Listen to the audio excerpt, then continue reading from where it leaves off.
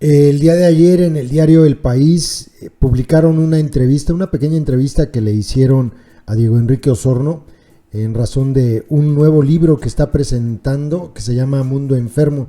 Es una entrevista de Alejandro Santos donde narra un poquito de la historia de Diego Enrique Osorno. El título de la publicación es Diego Enrique Osorno: no tengo ningún otro referente político que respete cabalmente como el zapatismo. Y sé que esto no le va a gustar a muchos, pero pues bueno, vean lo que dice. El 1 de enero de 1994, Diego Enrique Osorno tenía 14 años. Escribía poesía y era obrero en una fundición en Monterrey, en el norte de México. Ese día, el Ejército Zapatista de Liberación Nacional se alzó en armas desde la selva Lacandona en Chiapas. Las ideas de ese grupo revolucionario de indígenas que hablaban de cosas como la libertad, la justicia social o el acceso a la tierra impactaron al joven, que empezó a politizarse, a leer los comunicados del subcomandante Marcos, hoy renombrado Galeano, aquel portavoz carismático que, como él, tenía algo de poeta. Ahora, un viernes de otoño, Osorno recuerda: yo soy poeta frustrado, pero afortunadamente me di cuenta rápido de que no tenía lugar ahí y me metí al periodismo. Casi 30 años después de aquello, se ha convertido en un reportero, escritor y cineasta que ha colaborado con algunos de los principales diarios del mundo: el New York Times, Al Jazeera, Gato Pardo, El Clarín, El País. Ha grabado documentales para Netflix y publicado más de una docena de libros. El último, Mundo Enfermo, que acaba de ver la luz este mes de octubre. A lo largo de 17 artículos, Osorno mezcla el periodismo de viajes, la crónica política o el perfil, siempre desde una perspectiva de largo alcance. Dice: son historias que buscan salirse de la inmediatez, aclara el autor, que están escritas a lo largo de más de 15 años y algunas de ellas publicadas anteriormente. Se trata de hacer registros que no queden obsoletos al día siguiente. Añade en la videollamada desde su residencia en Hermosillo, Sonora: el sedentarismo de la pandemia, la necesidad de viajar sin salir de casa durante el confinamiento y una dosis de nostalgia por haber alcanzado la cuarentena le hicieron revisar sus viejos textos. Una experiencia cercana a la muerte. Tuvo un accidente en una moto a la que le fallaron los frenos colina abajo. Y esta fue la guinda definitiva que le hizo decidirse a recopilarlos en una misma obra. ¿El criterio para escoger las piezas? Bueno, dice: a mi generación nos tocó una llegada a la democracia muy abrupta. Se supone que a partir de 2000 íbamos a tener un país con mayores libertades y de repente se vino toda esta crisis interminable de violencia, sobre todo en el sexenio de Felipe Calderón. Entonces, la demanda principal como periodista era clavarte en esos temas. Las historias que están en este libro iban sucediendo a la par, pero quedaban relegadas, no tenían el protagonismo o la urgencia de las otras, pero son importantes para mí y reflejan una realidad, no solo de México, sino del mundo, según lo que dice Diego Enrique Osorno.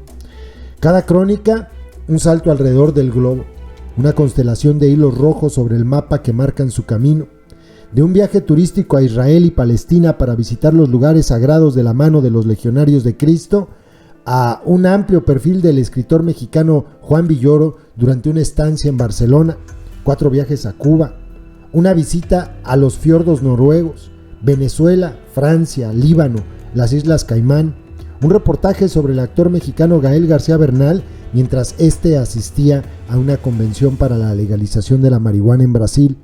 A priori, no hay un nexo en común entre cada destino, pero si se observa con atención, aparece la obsesión de Osorno con el escritor chileno Roberto Bolaño y su novela Los detectives salvajes.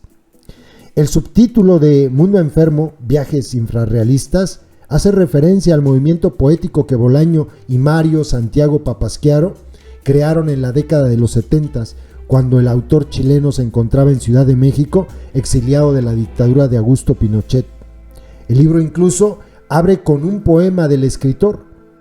Recuerdo perfectamente la primera vez que leí Los detectives salvajes. Dice: estaba en Venezuela, después del primer golpe de estado a Hugo Chávez en 2002.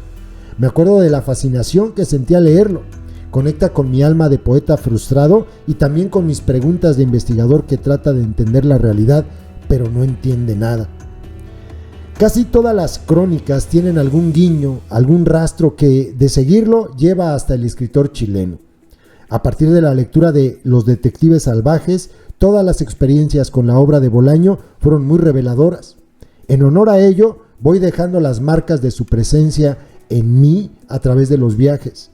Se convirtió en una referencia, en una manera de hacer periodismo siguiendo su faro. Quizá venga de ahí la elección de historias que suceden en los márgenes de la actualidad, los destinos erráticos e inconexos entre sí. Yo leo el libro y es una especie de Bolaño, Jack Kerouac, una cosa así. Mi generación creció con Ryszard Kapuscinski. El periodismo casi era una misión, un apostolado. En estos textos no hay tanta ceremonia ni solemnidad, y sí más aventurismo, más ultrarrealismo, un intento visceral por obtener y registrar esa experiencia. Para Osorno, el siglo XX no termina el 31 de diciembre de 1999, sino el 25 de noviembre de 2016, el día que murió Fidel Castro, el líder de la Revolución Cubana. Pertenecía a una estirpe de personajes muy trascendentes en la historia del siglo XX. Por eso incluyó una crónica sobre su funeral en Mundo Enfermo. Además, el libro recoge la huelga de hambre de Guillermo Fariñas en 2010 por el derecho a Internet en Cuba, conversaciones con la bloguera opositora Joanny Sánchez o un viaje a la isla caribeña con los integrantes del grupo puertorriqueño Calle 13, con los que acaba de fiesta a ritmo de reggaetón en El Gato Tuerto, el bar emblemático de los cantantes de la Nueva Trova. El país caribeño fue el primero al que viajó en su vida y desde entonces le fascina. No es casualidad que haya 4 crónicas de este libro sobre Cuba. Yo siempre he distinguido la Revolución Cubana como la gran epopeya latinoamericana del siglo XX, dice. Trato de no ser lapidario con una realidad tan compleja. Le tengo mucho respeto. A mí me desafía bastante. Hay mucha fiebre y mucha feria al respecto, continúa. Es un referente muy importante la lucha de David contra Goliat, sin ignorar las complejidades del régimen cubano hoy en día. Su pasión por Cuba solo es similar a la que siente por los zapatistas. Tanta que cuando a principios de este verano una delegación de los de Chiapas anunció que iba a viajar a Europa en un velero, Osorno paralizó un rodaje con una productora de Hollywood para poder hacerse con una plaza a bordo. Volvió con 120 horas de grabaciones y 4 libretas llenas de apuntes. Ahora trabaja en un documental sobre la experiencia y una crónica larga que puede acabar convertida en su próximo libro, además de editar una serie documental para Paramount sobre unos crímenes en la frontera entre Texas y Nuevo León en los años 60, escribir 2 columnas semanales y preparar proyectos de su productora Detective. Es impresionante ver la manera en la que han prosperado los zapatistas y han consolidado muchas de las iniciativas.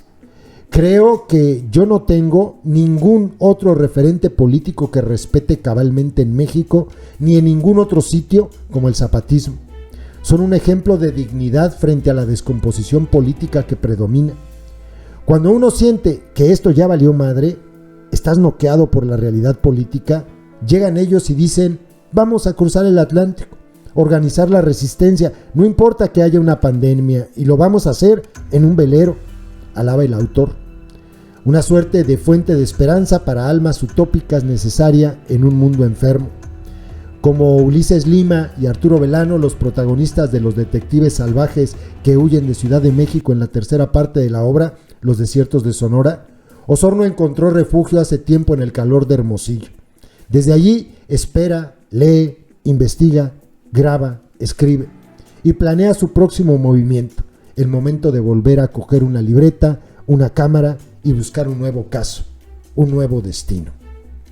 Esto es lo que publicaron el día de ayer en El País sobre este nuevo libro de Diego Enrique Osorno, y me llama mucho la atención la forma en que se refiere al zapatismo, no porque lo desconociera, sino porque, lo confirma una vez más, conoce de qué va el asunto del EZLN, y él que se la sabe de violencias y de todo lo que ha ocurrido en los últimos años en México, pues que lo diga, me parece que le da mucha relevancia al asunto. Saludos, compas.